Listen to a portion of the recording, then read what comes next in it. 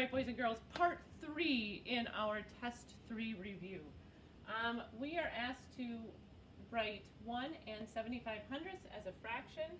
Here we have a decimal. You've got 1 and 75 hundredths. So when I look at that, I know I've got the whole number 1, and I look at all of my answer choices, they're all the whole number 1. Now, if I'm looking at the 75 hundredths, how am I going to convert that into a fraction? That is one of those that we've said before, we should just probably know. 75 hundredths should be one of those that we can convert easily from fraction to decimal and decimal to fraction. But if I look at this, if I were to write this as a mixed number, I would write this as 1 and 75 hundredths. Okay, that's equivalent. Now I'm going to take the 75 hundredths and I'm going to look at my answers. I don't see that there, but I know that I can simplify 75 hundredths. What goes into both 75 and 100 that is the same? 25. So I'm going to divide my numerator by 25 and I'm going to divide my denominator by 25.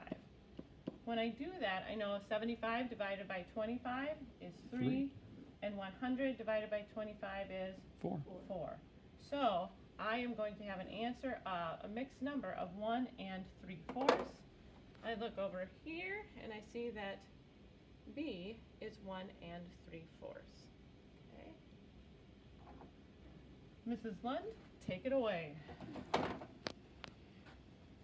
All right, for our last problem, they're asking us to match the improper fraction, so it's to its equivalent mixed number. So one of these is going to equal one of these.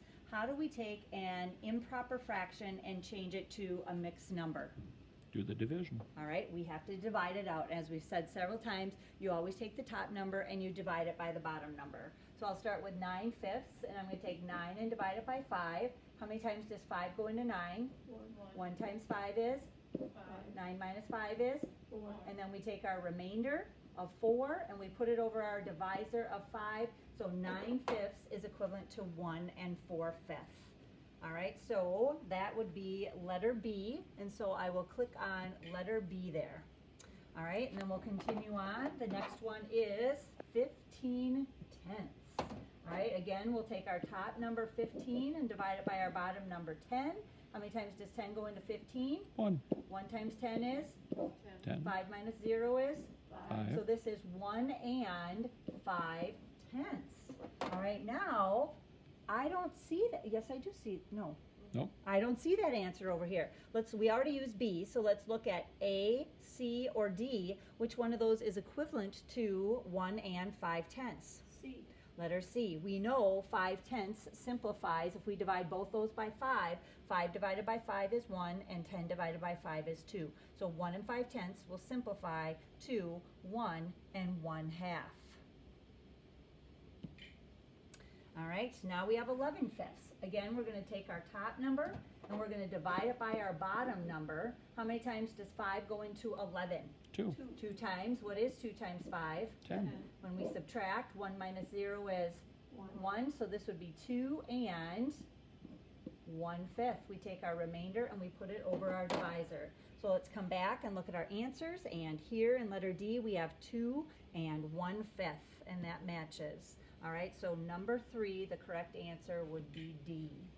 All right, now we know that we only have letter A left, but we're going to prove that that is correct by taking 21 tenths and dividing it out, taking the top number and dividing it by the bottom number. How many times does 10 go into 21? 2. 2 times. 2 times 10 is 20. When I subtract, 1 minus 0 is 1. So we take our remainder and we put it over our divisor, so it'll be 1/10.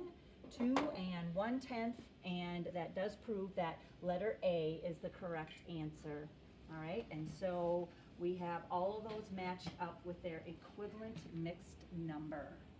All right, if you have any questions on any of these test examples, please ask your teacher for help. All right, we'd be more than willing to go through some examples with you and show you how to solve them. All right. We hope everybody's doing well and enjoying hopefully some fresh air, and as Mr. Bessie said before, helping out around the house.